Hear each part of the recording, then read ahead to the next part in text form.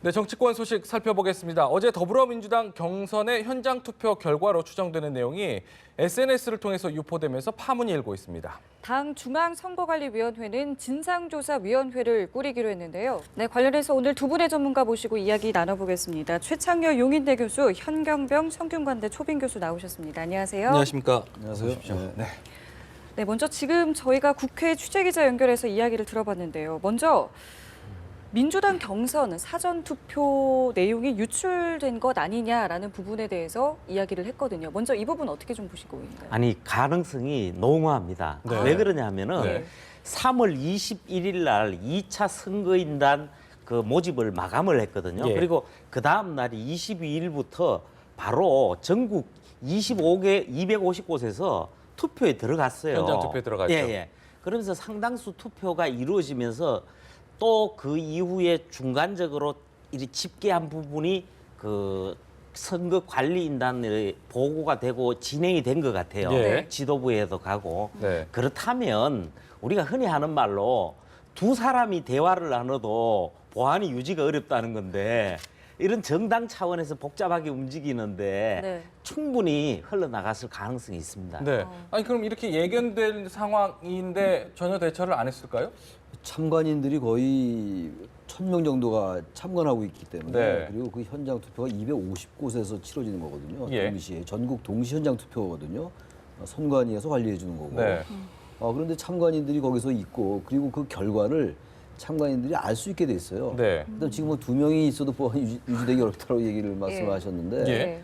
더구나 이런 선거 같은 경우가 사실 이게 세워나가지 않는다라고 생각하는 게 오히려 이상하죠. 네. 사실 어떤 면에서 볼 때 민주당에서도 그런 얘기를 하는데 네.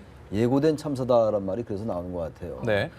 지금 일단 당 선관위 공식 입장은 신뢰할 수 없는 자료이고 진위는 확인할 수 없다라는 내용입니다. 그런데 말씀하신 대로 뭐 모든 정황이나 살펴보면은 의심하지 않을 수밖에 없고 또 이게 향후에 어떤 경선이라든지 이런 거에 변수로 작용하지 않을까 싶거든요. 작용할 수 있죠. 네. 지금 이제 이번 주말 27일 날 이제 대의원들 현장 투표가 진행되거든요. 네. 호남에서 민주당. 네. 그렇다면 지금 그 호남에서의 그 대전이 있는데 앞두고 그렇죠. 있어서 이러한 결과가 지금 뭐 문재인 후보 쪽이 좀 유리하게 나왔다고 이렇게 알려지고 있는 네. 거잖아요. 지금 뭐 네. 확인할 수는 없겠습니다만 네. 당연히 다른 후보 진영에서 안희정 후보라든지 이재명 시장 이쪽에서 반발할 수밖에 없죠. 네. 이게 이제 다시 뭐 재투표나 무효로 될 가능성은 낮긴 낮지만 예. 상당히 이 부분 자체가 어떤 이 경선의 정당성의 문제라든지 신뢰 문제 이런 데 굉장히 금이 가기 때문에 예. 문재인 후보로서는 아주 뭐 악재라고 봐야 되겠죠. 네. 지금 네. 말씀하신 것처럼 불복 가능성 이야기도 나오고 있고요. 재투표도 가능한 것인가라는 이야기도 있는데요. 어떻게까지 아마 봐야 되나요? 일정상 이번 예. 조기 대선이잖아요. 네. 일정상 어렵습니다. 네. 어렵기는 한데 네. 원래 우리 헌법에도 나와 있지만 모든 선거는 비밀 투표가 절대 원칙입니다. 그렇죠. 네. 그런 상황에서 지금 일부 자료가 정확성의 여부를 떠나서요.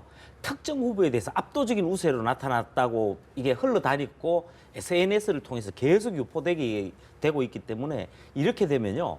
표심에 결정적으로 영향을 미칠 수가 있습니다. 예. 그렇다 보면은 네. 투표 결과에 대해서 승복하지 못하겠다는 여론이 나올 수는 있죠. 예. 그렇지만 일정상이나 대선 후보 차원에서 대승적으로 해결하고 가야 될 문제가 아닌가 네. 그렇게 생각이 됩니다. 제가 2012년 민주당 경선을 좀 따라다녀 본 기억이 네. 있는데 그때 당시에도 굉장히 시끄러웠습니다. 그렇죠. 후보들이 경선에 막 불참하기도 하고 그랬었거든요. 2012년도 경선 저도 생각나는데 예. 그 모바일 투표를 둘러싸고 그랬었죠. 상당히 논란이 많았어요. 네. 김두관 후보도 이의를 제기했고 손학규 후보도 이의를 제기하고 그랬어요. 네. 그러나 결국 뭐 그대로 가지 않았어요.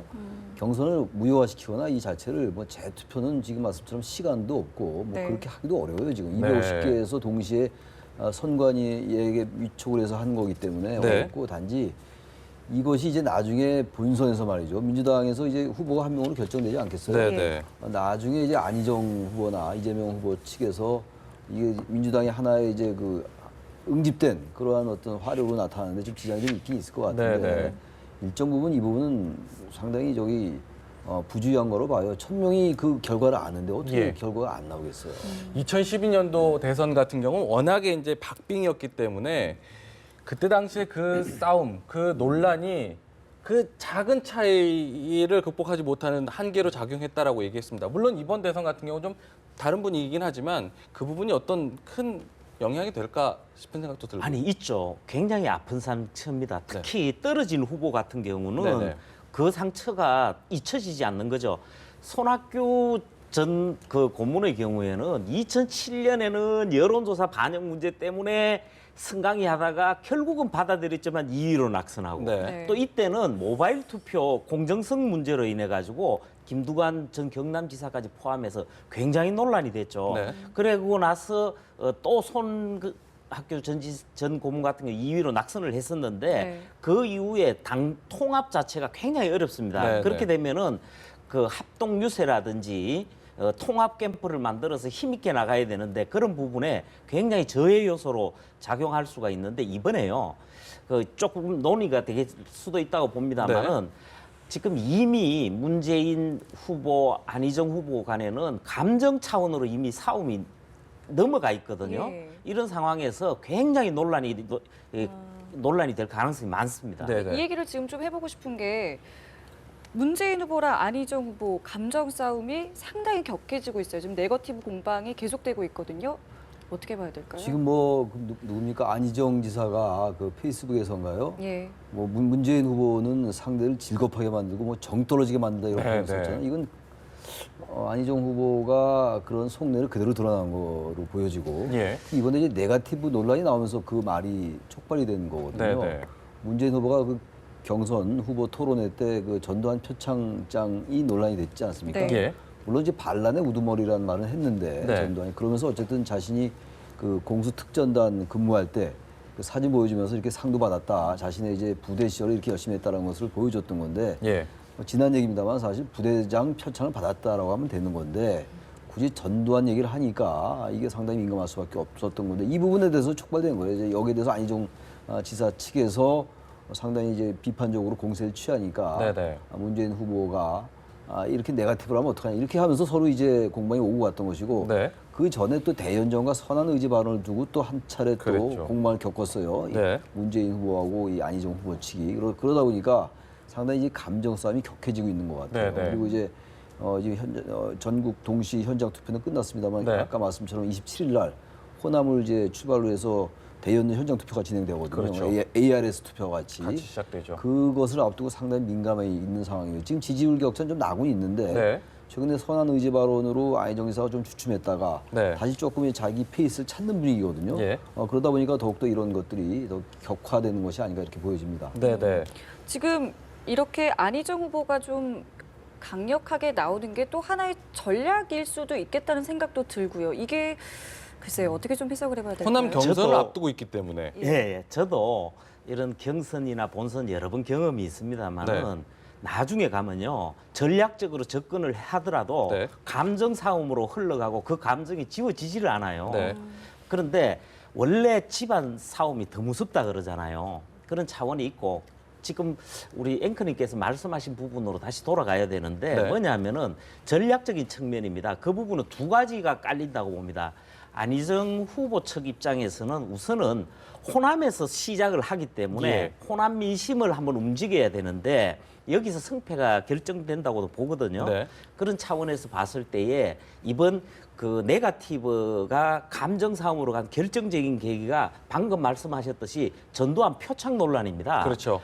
호남 민심은- 입장에서는 그렇죠. 정말 용납할 수 없는 이름이거든요. 네. 그 부분을 예 죄송합니다. 아이고 예. 마치 자랑하듯이 하지 않았느냐 이런 부분을 쟁점화를 해서 호남 네. 민심을 흔들려는 측면이 있었고 네. 또 한 부분은 뭐냐면은 양측이 초접전이 되면은 양자 구도가 됩니다. 예. 지금 이미 이재명 후보는 본의 아니게 뒷전으로 밀려나면서 선명성 경쟁을 가장 하던 후보인데 선명성이 가장 강하게 치고 나가는 후보가 안희정 후보가 되고 있거든요. 이런 측면에서 전략적인 부분은 분명히 있죠. 네. 일단 문재인 후보 같은 경우는 뭐 다시 뭉칠 거다. 뭐 큰형님처럼 이렇게 좀 감싸는 듯한 뉘앙스를 풍기긴 했지만 결코 그러지는 않을 것 같아요. 쉽지 않을 것 같아요. 그래도 뭐 경선 끝나고 예. 뭐 안희정 후보가 탈당하거나 이러지 않는 한 뭐 같이 힘을 합치겠죠. 그렇지만 지금도 말씀처럼 그 만약에 감정이 계속 남아 있다면은 민주당 경선이 끝난 다음에 완전하게 하나가 돼서 같이 지지하고 이런 것들에서 좀 안 나올 수가 있죠. 그런 모습들이. 네, 그런 네, 것들은 대선 본선에서 굉장히 큰 후보의 경쟁력을 떨어뜨린 요소가 되는 거거든요. 예. 네. 지금 어쨌든 이 지금 민주당 경선도 어떤 정책의 쟁점은 여전히 나타나지 않는 것 같아요. 지금 네. 뭐 전두환 표창, 선황 의지 발언, 뭐 대연 정치로 이런 것들이잖아요. 맞아요. 사실 어떤 면에서 볼 때 국민들은 별로 관심이 없는 주제들이에요. 네. 물론 이제 전두환 표창이라는 것은 우리 한국 정치 사적인 측면도 있고 전두환 전 대통령이라는 인물이 상징하는 것이 있기 때문에 그 예. 자체로 중요성을 갖는다 하더라도 예. 일단 지금 탄핵 정국으로 치러지는 선거인데 너무 이런 것들로 이게 선거의 쟁점화가 되다 보니까 국민들은 어쨌든 대선에서 뭔가 이 새롭게 우리 사회가 바뀌는 그런 그렇죠. 단초를 보고 싶은 거 아니에요? 네네네. 그것이 적폐청산도 필요한 것이고 또 적폐청산이라는 것을 하기 위해서는 연대도 필요한 것인데 네. 이 적폐청산과 연대도 완전히 상호 갈등적으로 작동하고 있고 말이죠. 그래서 선거가 이제 뭐 50일도 안 남았잖아요. 그래서 네. 뭐 모든 정당이 다 마찬가지입니다. 이거는 민주당뿐만이 아니라 좀 빨리 우리 사회가 앞으로 어떤 게 지금까지 문제였으며 어떠한 것들을 해 나가야 되느냐 이런 것들을 개발 좀 해야 될 것 같아요. 이런 네. 자꾸 지나치게 이런 국민들이 보기에는 사소한 거, 경선 후보들이 보기에는 뭐 대단히 중요한 거라 하더라도 이런 것들로 계속 논쟁을 하고 쟁점을 하다 보면 역시 또 적대적 공존으로 간다 이런 네. 것들이 좀 우려되는 면이 있다라는 거죠. 오죽하면 추미애 당대표 같은 경우 뭐 아침 회의에서도 제발 뭐 좀 네. 싸우지 말아달라 이런 얘기를 할 정도였으니까요. 네. 네, 자, 알겠습니다. 이번에는 바른정당의 김무성 의원의 행보를 저희가 좀 주목을 해봐야 될 것 네, 같은 네. 게요. 홍준표 후보도 만났고요. 안철수 후보도 만났다고 합니다. 잇따라 이렇게 만나는 이유가 있었을 텐데요. 예, 결론적으로 먼저 말씀드리면은 지금 문재인 전 대표를 중심으로 한 민주당이 확실한 축으로 서 있는 상황에서 네. 이제 나름대로 옛 여권 국민의당에서 경쟁력이 약하다고 보기 때문에 뭉쳐서 경쟁력을 확보하자는 차원에서 접근을 하는 건데요.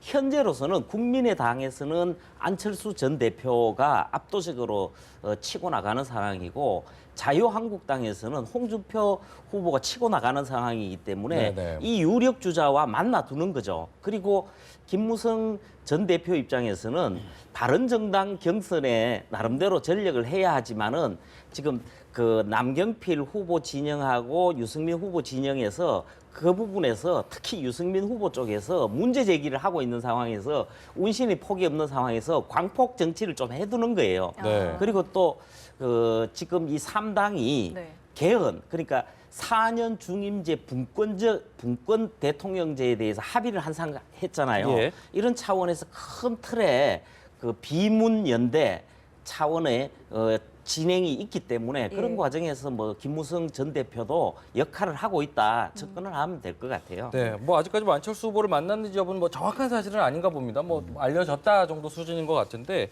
지금 말씀하신 대로 사실 뭐 제3지대 논의, 개헌을 고리로 한 논의 사실 계속돼서 오랫동안 이어온 얘기지만 별로 그닥 그렇게 탄력을 받지 못하는 것 같거든요. 그럼에도 계속해서 이런 것을 시도하는 것 어떻게 읽어봐야 될까요? 저는 여전히 제3지대로는 사그라들지 않았다고 생각해요. 예. 지금 제3지대가 맨 처음에 나왔던 거는 반기문 전 유엔 사무총장이 이제 대선 포기하기 전에 상당한 탄력을 받았던 것이고 그러고 난 다음에 반 총장이 그만두고 나서 네네. 상당히 좀 이렇게 수그러들고 네. 잠복하는 것 같다가 다시 좀 살아난 것 같단 말이죠. 김종인 전 대표가 민주당을 탈당하면서 다시 이제 제3지대로 네. 부활하는 측면이 있었는데 지금 말씀처럼 네. 아무튼 이번 선거는 문재인이라는 거의 상수에 가까운 지금 뭐 경선이 진행 중입니다만 민주당 경선이 예. 뭐 완전하게 단정할 수는 없고 예단할 수는 없다 하더라도 문재인 후보 쪽으로 뭐 지지율이 높으니까 그쪽으로 간다고 만약 본다면 문재인 대세론 그리고 문재인이 상수 그 다음에 이쪽에 이제 비문연대가 어떻게 되느냐의 문제거든요. 근데 비문연대가 지금 바른정당 그리고 네. 이제 자유한국당 국민의당이 과연 합칠 수 있을 것이냐의 문제란 말이죠. 일단 일차적으로 바른정당이 자유한국당과 연대가 가능한 것인가? 네. 네. 근데 그건 자유한국당의 이제 후보가 누구로 선출되느냐에 따라 다를 것 같아요. 김진태 의원이 만약에 자유한국당 대선 후보로 선출된다면 네. 바른정당이 자유한국당하고 어떤 이른바 범보수 후보 단일화하기가 대단히 어려울 거예요. 명분 자체가. 김진태 의원은 워낙 경선도 탄핵도 불복해야 된다는 얘기 했고 뭐 글쎄 표현은 뭐 강성 친박 이렇게 표현들을 하잖아요. 네. 쉽지 않아 보이고 홍준표 지사가 만약 된다면 가능성이 열려 있죠. 네. 근데 문제는 또 이겁니다. 국민의당의 지금 안철수 전 대표는 자강론을 계속 얘기하고 있는 그렇죠. 거거든요. 물론 이제 국민의당 경선이 끝나면 뭐 물론 손학규와 안철수 후보 중에서 누가 당선될지 몰라요. 선출될지 아직은 모릅니다만 누가 되더라도 연대 쪽으로 가야 될 것 같은데 적어도 아직은 안철수 전 대표는 연대론 쪽은 아니에요. 자강론 네. 쪽이란 말이죠. 네. 그렇다면 이 안철수 전 대표가 만약에 선출되거나 또 손학규 전 대표가 선출될 가능성도 있지만 이쪽하고 이제 바른정당하고 다시 자유한국당으로 가야 되고 이게 단계별 연대가 돼야 되는 거거든요. 그렇죠.